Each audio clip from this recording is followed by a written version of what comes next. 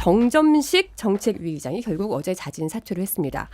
자, 좀 버티는가 싶었는데 한동훈 대표가 인선은 당대표 권한이다라고 하고서 2시간 뒤에 바로 자진 사퇴를 했는데요. 그런데 이 정점식 의장의 사퇴의 변이 좀 의미심장했습니다. 추경호 원내대표와 당을 잘 이끌어달라. 그러니까 한동훈 대표가 아니라 추경호 원내대표를 언급하면서 의원들이 당을 잘 이끌어달라 이런 말을 했고요. 또 당대표는 정책위 의장에 대한 면직권은 가지고 있지 않다 이런 말을 하면서 사퇴를 했거든요. 어떻게 보셨습니까? 그러니까 일종의 뭐 뒤끝이죠. 근데 저는 비단 국민의힘뿐만이 아니고 다른 당들에서도 정책위 의장 인선이 이렇게 이슈였던 적이 있는가 싶어요. 저도 본 적이 없어요. 그러니까 이제 정책위 의장이 과거에는 의총에서 원내대표의 러닝메이트로 선출하는 자리였습니다. 네. 때문에 특히 이제 국민의힘에서 관심의 대상이었죠. 출마를 하는 자리니까. 3년 전에 바뀌었다고요? 네, 근데 이제 바뀌어가지고 당 대표가 임명권을 행사하는 자리가 됐는데 그러면 상식적으로 당 대표가 바뀌고 신임 대표가 들어서면 뭐 당연히 물러나는 거고 네. 당연히 후임 정책위장이 인선되고 당 대표의 의사로 이제 유임을 만약에 한다 그러면은 이제 유임이 되는 거죠. 근데 임명직인 정책위 의장이 내가 임기가 있다. 그리고 이거는 당대표가 인사권을 행사한 자리가 아니다. 이런 모습은 처음 봤고요. 이치 일단 맞지 않고. 네. 그래서 이제 저게 과연 정점식 의장 개인의, 정점식 의원 개인의 의사겠느냐. 최소한 이른바 친윤의 집단적 의지이고 한동훈 신임 대표를 견제하기 위한 그리고 그 배후에는 윤석열 대통령이 있는 거 아니냐 이런 이제 관측이 있었던 거고요. 용산의 뜻일 것이다. 네, 뭐 초장부터 이걸 가지고 이제 힘겨루기가 일어나지 않나 이런 관측이 있었는데 이제 워낙에 당 대표가 압도적으로 됐잖아요. 네. 60% 넘는 그러니까 여론의 무게가 거기 실려 있다 보니까 버틸 명분이 없었던 것 같고 또 한동훈 대표가 밀렸으면은 아마도 버텼을지 모르겠는데 한동훈 대표도 뜻이 뭐 완강했던 것 같아요. 그 대통령하고 회동한 이후에 저녁에 비서실장이 만나서 네. 위임하는 게 어떻겠냐 이런 의사를 타진했는데 뭐 이런저에 거절했던 모양이에요. 네. 그래서 정점식 의원도 분위기를 읽고 더 버티다가는 약간 역적되는 분위기가 될 수 있잖아요. 그래도 그래서 어제 최고위까지는 버틸 것처럼 보였어요. 네, 오전에는 그랬던 건데 오후에 한 번 더 기자들을 통해서 이거는 내 권한이다 이게 이제 당대표 뜻이 전달되니까 더 버텨봤자 실익이 없겠다 네. 이런 판단이 들어서 물러선 게 아닌가 싶습니다. 네. 자, 국민의힘 전신 새누리당에 몸담으셨던 정 의원님 보시기는 어떻습니까? 원래 이 당 최고위에서 그렇게 의결까지 가는 쟁점들이 많지 않아요. 네. 그래서 또 당 대표의 권한이 과거보다는 훨씬 강화된 것이고 그래서 얼마든지 합의에 의해서 할 수 있는 사안들이 더 많았을 텐데 왜 이렇게 극단적인 상황에서 의결이 되면 이게 4대 5냐 5대 4냐에 대해서 예민한가. 그거는 아마 이준석 신드롬 때문이다 이렇게 생각해요. 왜냐하면 당 대표임에도 불구하고 내쳐졌잖아요. 네. 그래서 그거에 대해서 신임 당 대표나 그 측근들이 굉장히 예민했다라고 볼 수가 있고요.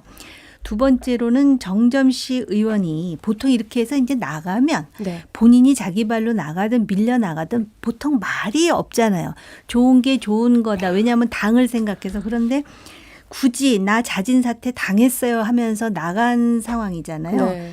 이거는 또 역으로 보면은 물론 한동훈 대표가 60% 넘는 그런 지지로 당대표가 됐지만 네. 그 내부의 그립이 그렇게 단단하지 않다라는 걸 또 보여주는 한 측면이에요. 그렇죠. 그렇게 볼 수가 있고 그다음에 또 하나 특이한 거는 네.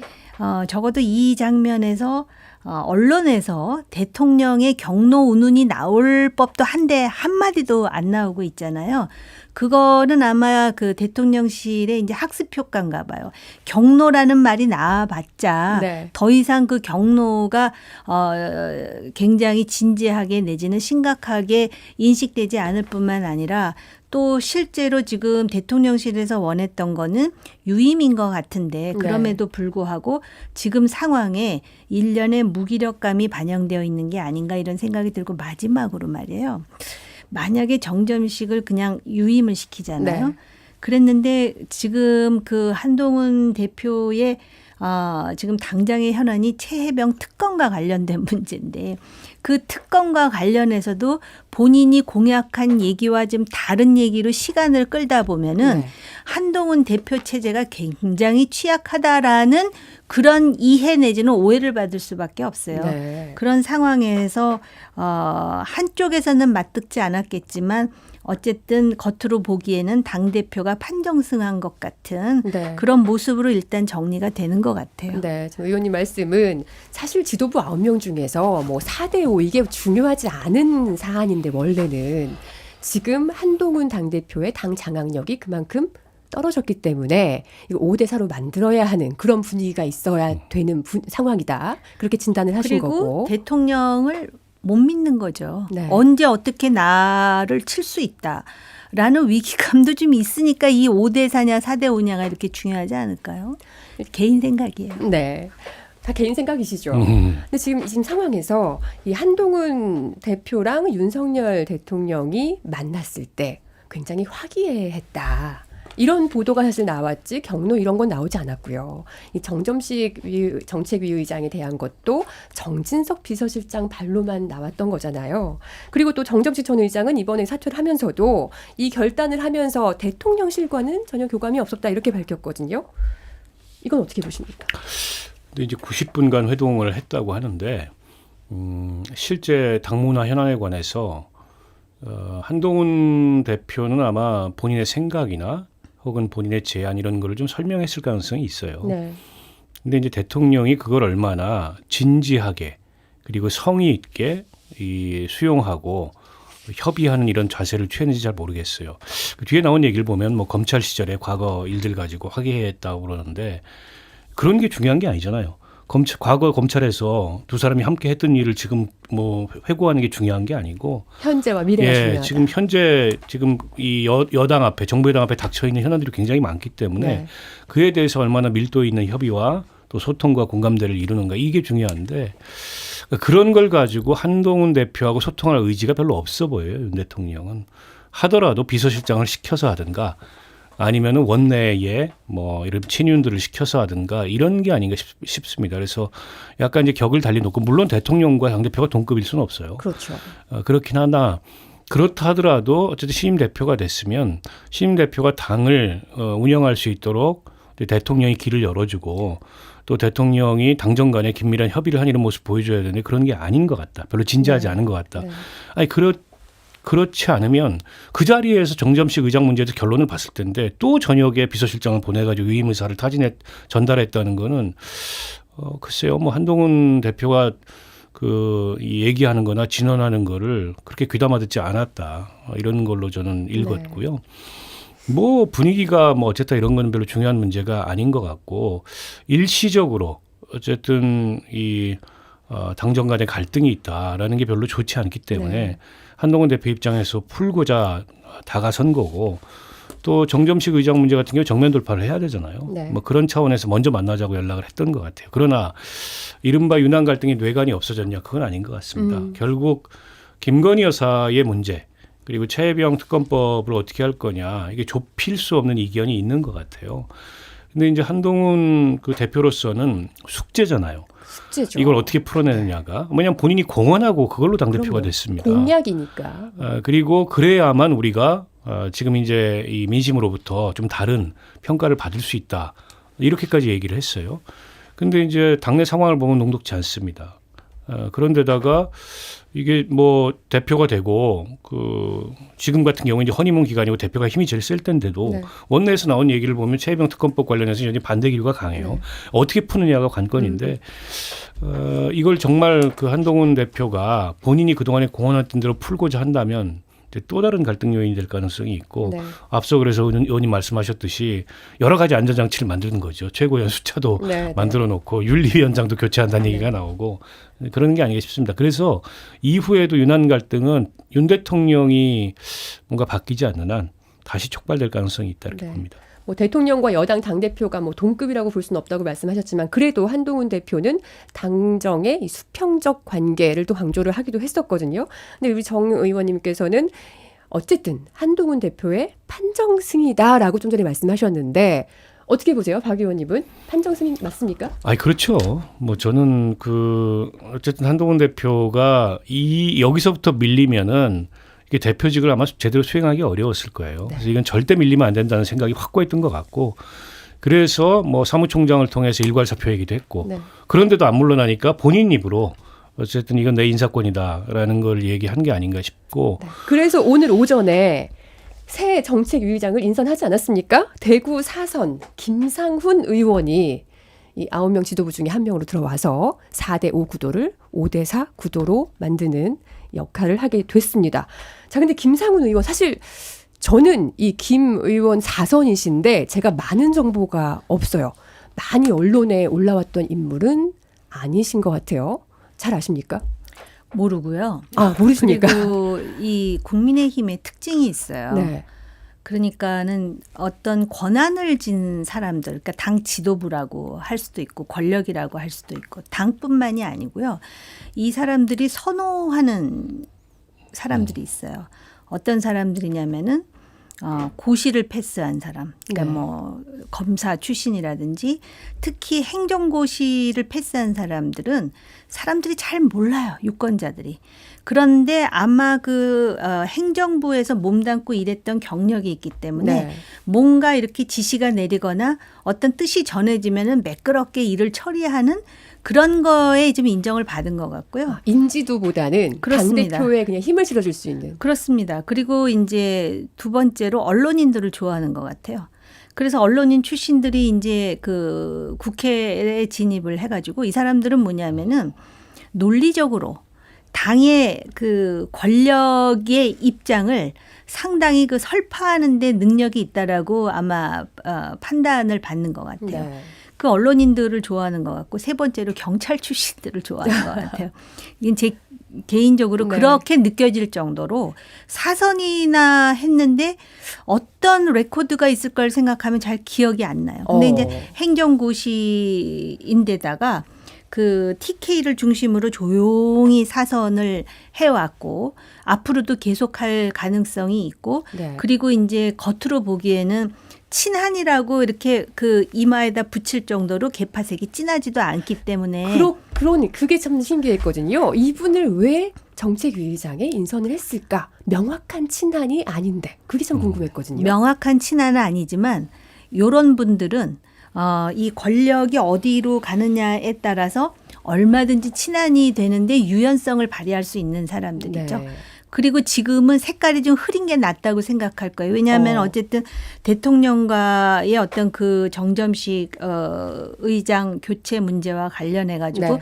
뭔가가 있다라고 많은 사람들이 생각하는데 노골적으로 친한 인사보다는 적어도 정책위 의장만큼은 개파색. 근데 나머지는 다 자기 사람을 지금 이제 네. 하고 있잖아요. 그래서 그런 측면이 있는 것 같아요. 실질적으로는 친한이겠으나 겉으로는 노골적이지 않게 개파색이 옅은 분을 전략적으로 인선했다. 근데 한 번 친한이 영원한 친한은 아니고요. 한 번 친윤이라 그래서 영원한 친윤이 네. 아닌데 그래도 이제 이 정도면은 쉽게 친한이 될 수 있는 그렇게 생각하지 않았겠어요? 어떻게 보면은 정점식 의장만 아니면 일단 본인이 당대표로서의 어떤 자존감을 보여줄 수 있는 그런 계기는 마련한다고 봤겠죠. 네. 근데 오늘 오전에 김상훈 의원이 이런 말을 했어요.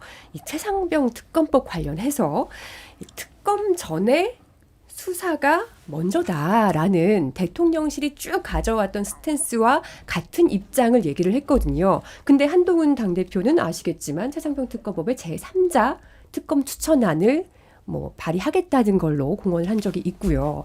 아까 박 전 의원님도 말씀하셨지만 그게 지금 한동훈 당대표 지도부 체제의 고민이 되는 또 주제 중에 하나인데 이 정책위 의장의 이 최상병 특검법에 대한 입장 이것도 앞으로 영향을 끼칠 거라고 보십니까? 아무래도 지금까지의 당론을 얘기한 것 같아요. 다만 이제 당론이 변경될 가능성이 있느냐 이게 중요할 텐데 이게 이제 전당대회 이전하고 전당대회가 끝난 뒤하고 한동훈 대표의 뉘앙스가 미묘하게 달라졌습니다. 그렇죠. 달라졌죠. 그 전까지는 어쨌든 이게 이제 안보라는 보수의 가치를 고려할 때도 우리가 주도적으로 풀어야 될 문제다. 여기에 방점이 찍혀 있었다면 지금은 이제 민주적 절차를 강조합니다. 네. 근데 이러다가는 나는 뭐 어쨌든 생각에 변함이 없고 당내 총의를 모으기 위해서 논의를 해보고 설득을 시도해봤으나 안 됐다. 이러고 그냥 이 이슈를 털 수도 있겠구나라는 생각이 들어요. 근데 그렇게 되면 뭐 어쨌든 한동훈 대표는 민주적 절차에 따라서 본인이 최선을 다했다고는 하나 결과적으로는 뭐 기존의 국민의힘의 입장과 별로 다르지 않은 대통령실기의 길과 다르지 않은 그런 결론에 도달하게 되면 국민적으로는 또 그에 대해서 좀 냉정한 평가를 받을 네. 가능성이 좀 높다고 보고요. 아직까지는 지금 이제 국민의힘 내부가 서로 간에 이 사안을 두고 정색을 하고 마주 앉아서 뭔가 이게 긴장이 유발되는 상황을 서로 원하지 않는 것 같아요. 뒤로 밀어두고 있는 상황이 아닌가 테이블 위에 올라온 적이 없습니다. 싶은데 지금 장동혁 최고위원이 전당대회 끝나자마자 제의가 부결되니 왜 뭐라 그랬냐면 이 이슈로 우리가 먼저 꺼내는 게 실익이 없다 이런 얘기도 했어요. 네.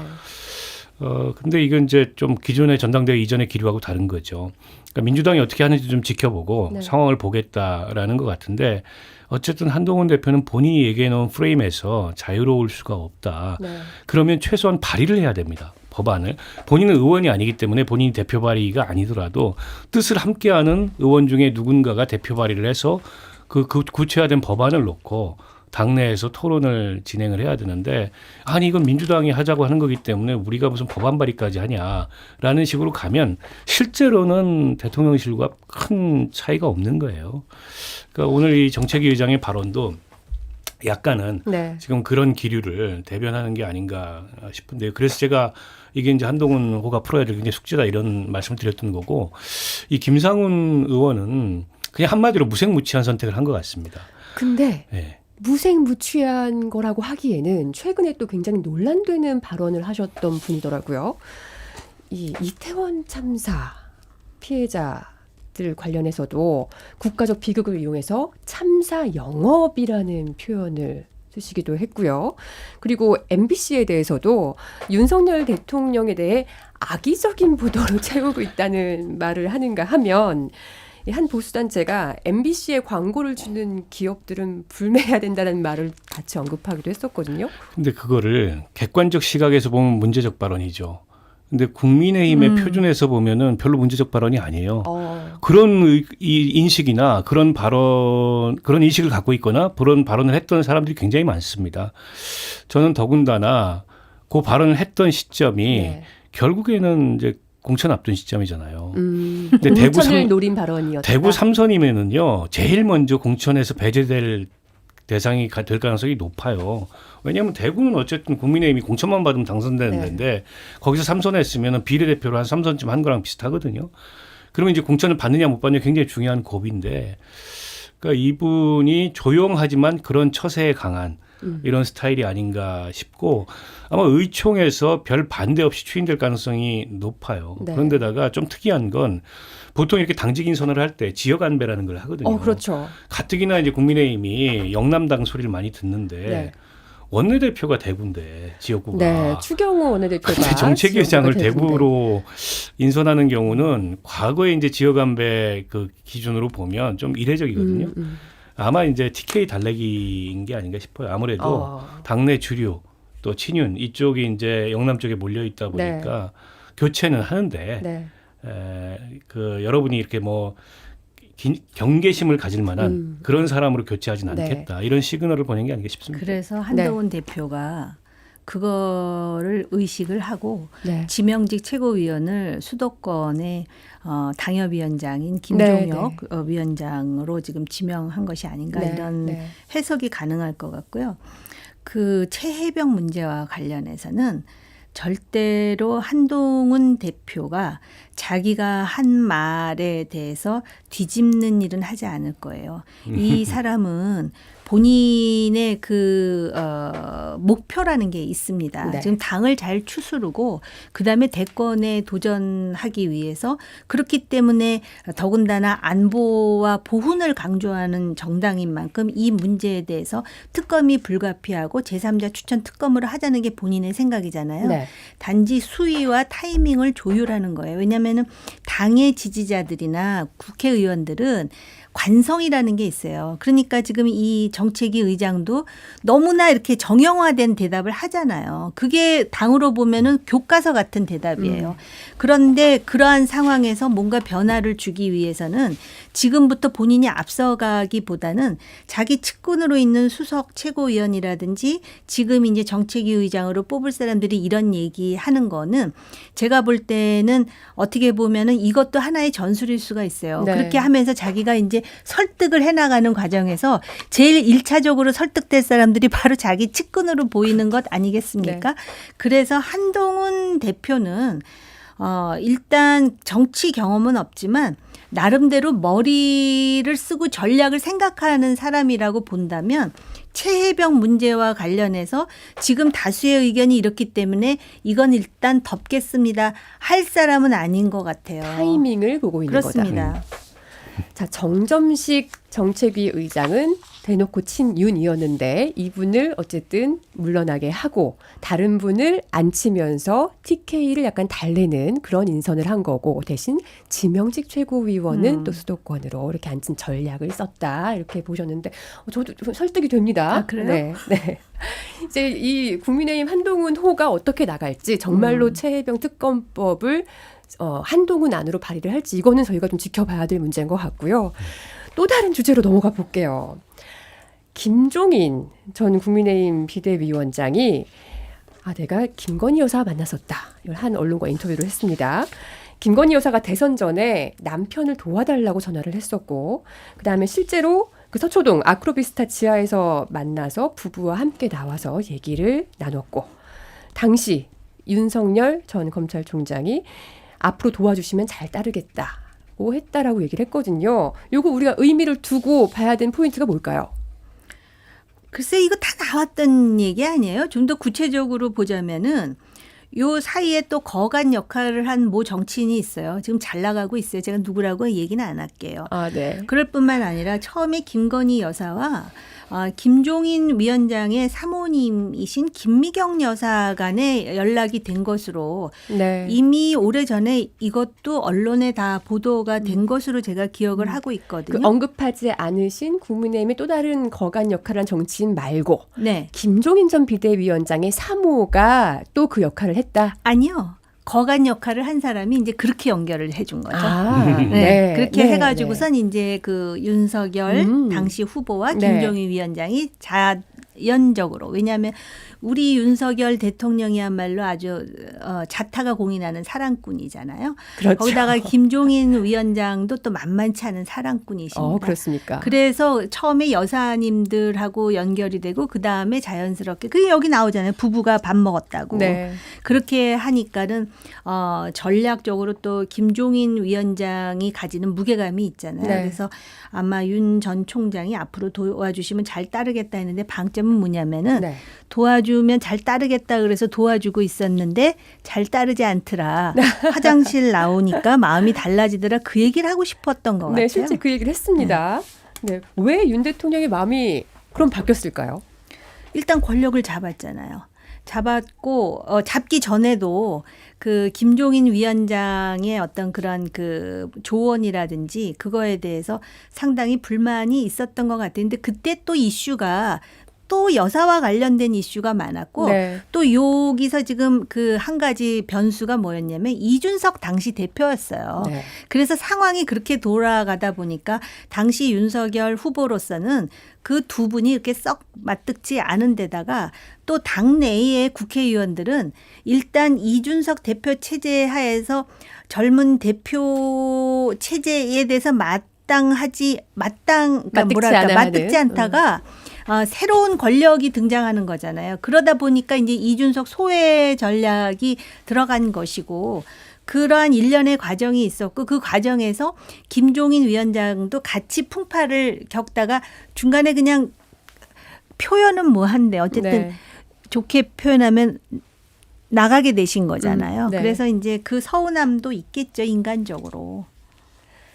그래서 그 서운함 때문인지 아니면 또 그 당시에 김건희 여사 관련해서 또 많은 사안들이 있었기 때문에 그것 때문인지 모르겠는데 제2부속실을 설치하겠다고 했잖아요. 용산에서. 그거에 대해서 큰 효과가 있을지 모르겠다 또 부정적인 의견을 주셨어요.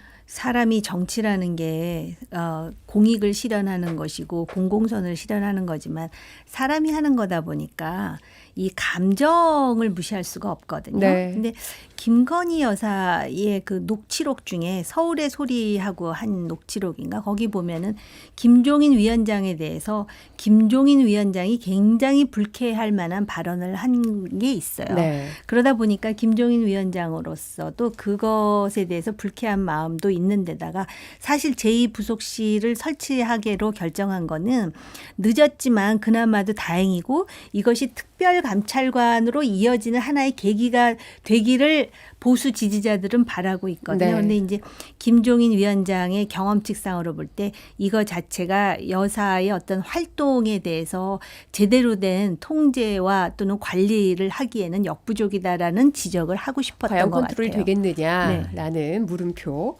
어떻게 보십니까? 글쎄요. 제2부속실이 만들어졌기 때문에 과거에 비해서는 조금 투명해질 가능성은 있지요. 어쨌든 일정 메시지 이런 것들을 관리를 하게 되고 또 누구를 만나는지 이런 것들을 다 부속실을 통해서 정리가 될 거기 때문에 지난번에 그 사저에서 뭐 최 목사 이렇게 만나는 것 같은 그런 일이 네. 일어나지 않겠죠. 근데 이제 문제는 지금 김건희 여사가 단지 그냥 뭐 최 목사한테 부적절하게 그런 무슨 명품백을 받았다 이런 차원을 넘어서서 국정에 개입하는 거 아니냐. 인사를 좌우하지 않느냐. 뭐 이런 얘기까지 나오고 있어요. 네. 그리고 이게 이제 정부가 한 결정 중에 좀 납득하기 어려운 그런 결정이 있으면 항상 그 논란의 뒤에 김건희 여사 등장을 해요. 최혜병 같은 경우에도 임성근 구명로비 네. 그 블랙 인베스트먼트 이정호 씨가 등장하고 그 사람 입을 통해서 뭐 VIP 얘기가 나오고 이제 그런 걸 보면 과연 이게 보좌 기능을 하는 부속실을 설치했다 그래서 그런 논란을 근원적으로 막을 수 있을까? 그래서 특별감찰관도 같이 그렇죠. 설치해야 된다는 최소한 거잖아요. 특별감찰관은 감찰 기능을 갖고 있기 때문에 더군다나 영부인과 친인척을 감찰하는 그런 특수한 목적을 띤 감찰 기구이기 때문에 특별감찰관을 설치하면 조금은 이 의식을 하게 될 텐데 네. 특별감찰관은 또 국회에 공을 넘기는 듯하지만 실제 달가워하지 않는 거잖아요. 그러니까 대통령이 의사가 적극적으로 갖고 있으면 여야가 협의해서 추천하는 게 어렵지 않은데 대통령 의사 적극적이지 않은 거죠. 그래서 뭐 김종인 그 비대위원장이 이런저런 말씀을 지금 와서 하시는 배경은 잘 모르겠으나 어쨌든 좀 말씀하셨던 네. 부속실로 잡힐 거였으면은 이게 진작에 이런 문제가 나왔겠냐라는 진단은 맞죠. 네. 많은 분들이 네. 그렇게 보고 있어요. 그러니까 보수 진영에서도 특별관찰관 필요하다고 하는 거 아니겠습니까? 그러니까 이게 하려면은 시의적절하게 빨리 해야지 이렇게 뒷북을 치듯이 하면 해도 생색도 안 나고 또 그 효과에 대해서 굉장히 냉소적이다 보면 네. 정치라는 거는 여론이나 이런 게 굉장히 중요한데 보면 항상 타이밍에서 늘어져요. 이게 딱 시의적절하게 이게 치고 들어가야 되는 게 있거든요. 아까 처음에 우리가 모두에 했던 왜 정점식 그 정책위 의장 있잖아요. 네. 그것도 판정승이라는 말보다는 아주 그냥 흔쾌하게 마치도 그 진달래꽃까지 깔아준 것 같이 그렇게 보여야 되는 거거든요. 지금 보면은 삿바싸움마다 진 것처럼 보이잖아요. 네. 정치라는 건 참 어떻게 보이느냐가 되게 중요한데 그게 잘 안 되는 것 같아요. 네. 그러니까 저는 이 이슈와 관련해서 한 말씀만 좀 드리면 네. 김종인 비대위원장이 그 무렵에 김건희 여사든 윤 대통령이든 만났을 거라는 거를 짐작 못한 사람은 없었을 거라고 봅니다. 네. 뭐 이미 이러저러하게 다 알려졌었고 그리고 그 뒤의 과정도 우리가 익히 아는 바고요. 물론 김종인 비대위원장은 늘 나는 그 선의를 가지고 돕고자 했으나 사람들이 초심과는 다르게 변질되더라. 박근혜도 그랬고 문재인도 그렇고 윤석열도 그렇더라. 네. 이렇게 말씀을 하시는데 정치권의 원로고 대표적인 킹메이커로 알려져 있고 이제 하신 분의 그 말씀이고 그분의 레코드이기 때문에 그 자체가 뭐 부정적이거나 이런 건 아닌데요. 저는 아직도 누구를 향해서 별의 순간 말씀하시고 이런 건 좀 이제 그만하셨으면 좋겠다. 네. 그분의 그 한마디에 대한민국 정치가 좌우되거나 혹은 대권의 그 전망이 뭐 이 좌우되거나 한국 정치가 너무 한심한 거죠. 그래서 저는 그 김종인 비대위원장이 영향력이 있는 분이라는 거 그리고 영향력을 가질 만한 확실한 트랙 레코드가 있는 분이라는 걸 인정합니다만 네. 이제 한국 정치의 발전을 위해서 그분이 무슨 이 대권 주자를 둘러싸고 혹은 대권 주자를 만드는 데 있어서 네. 더 이상 무슨 킹메이커 이런 역할을 하는 거는 우리 정치가 그만큼 지체된다는 거거든요. 네. 이게 저런 후일담을 지금 와서 말씀하시는 것도 제가 보기에 특별한 무슨 의미가 있나 싶기도 하고요. 아무튼 더는 그런 거에 더는 그 김종인 위원장의 별의 순간에 네. 대권 정치가 좌우되지 않았으면 좋겠다는 생각입니다. 근데 또 저는- 결국에는 대선 후보들이 필요해서 부르는 것도 아닙니까? 그러니까 본인의 몸값을 올리시는 거죠. 또 실제로 역할도 하셨고 킹메이커를 이렇게 여러 번 한 데다가 비례대표 한 번도 힘든데 이렇게 여러 번 하는 거 이거는 본인에게 있어서는 남들이 타의 추종을 불허하는 레코드라고 생각할 네. 거예요. 특히 정치판에서 대권에 성공해가지고 결과까지 좋았던 사람들이 많지 않잖아요. 네. 그런데 우리나라 정치권에서 기억해야 될 두 사람이 있어요. 이렇게 오랫동안 킹메이커 한 사람하고 네. 그다음에 넘버 투로 오랫동안 서바이브 했던 김종필 전 총리. 네. 이런 분들은 제 얘기까지 나오는군요. 아니 그럼요. 그 정치라는 거를 어떻게 보느냐에 따라서 이 김종인 위원장의 가치가 그래서 아직까지 살아 있는 거고 또 본인으로선 자기 가치를 계속 유지하고 싶지 않을까? 그 자연스러운 아니, 근데 이제 심리일 것 본인은 같아요. 잘못이 없는데 다 남들 잘못이다. 나는 다 도와주려고 했을 뿐인데 사람들이 바뀌어서 그러니까 변질돼서 그렇다. 근데 본인의 선거 안에도 문제가 있는 거 아닌가요? 그러면은 그런 어떤 이 킹메이커 역할을 한 분이 역할을 해서 만든 대통령이 잘못되면 그 역할을 한 분에게도 정치적 책임이 있는 거죠. 네. 우리 정치가 어떻게 보면 좀 기형적인 게 아닌가 이런 생각이 들 때가 있습니다. 네, 김종인 전 비대위원장이 사실 모두가 알고 있던 내용인데 지금 이 시점에 갑자기 이 얘기를 왜 언론과 인터뷰했을까에 대해서는 우리가 뭐 속으로 짐작은 하고 있지만 또 김종인 위원장이 입으로 나오지 않는 이상 여기서 우리 얘기는 마무리하도록 하고요.